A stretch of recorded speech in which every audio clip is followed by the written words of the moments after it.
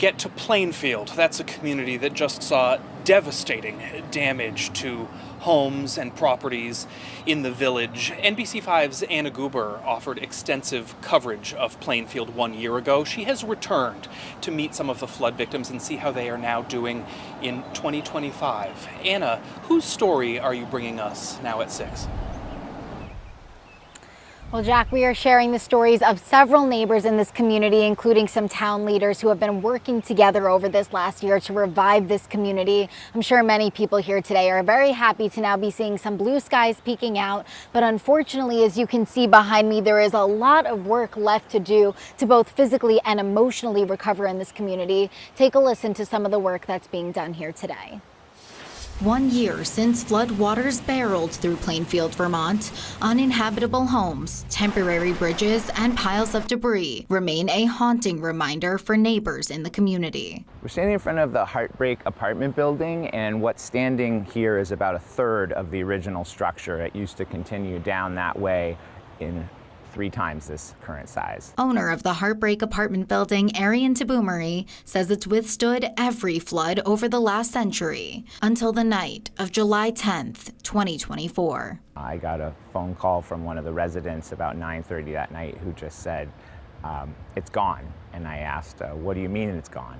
And she said, it's gone. The whole building's gone. I can see the house on the other side of the brook. It's a phone call Arian says he never imagined receiving. Now, a year later, this is all that still stands where the Heartbreak used to be. It's among 25 Plainfield properties left uninhabitable by the 2024 floods that can't be touched, as owners remain cautiously optimistic for a FEMA buyout offer. Initially, the estimates had been that these would all be closed and demolished by the end of this year. Arian has been helping his neighbors apply for FEMA funding, but with a new federal administration in place since the floods, he says they're facing new hurdles, delaying the financial support many need to rebuild their lives. I'm optimistic that we'll get there. It just is taking more time. The town of Plainfield facing financial challenges of its own. Plainfield Emergency Manager Michael Billingsley says full cleanup and recovery cost more than $20 million. For a town with a just over $1 million budget. So we're struggling with the budget that we have to make what are called emergency repairs.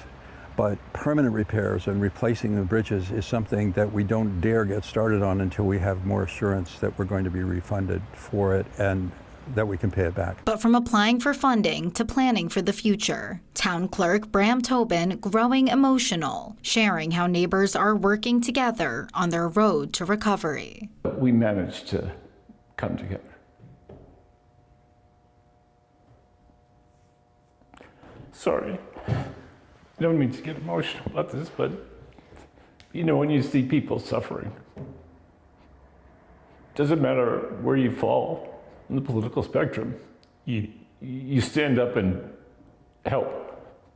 And that's what we're about. And now Arian focused on the future, because after 2 years in a row, he says it's not if, but when a flood will strike again. You can have a real sense of powerlessness and being a victim in the face of natural forces that are unstoppable. There's nothing we could possibly do. The only thing we can do is think creatively about how to stay out of the way as these things happen.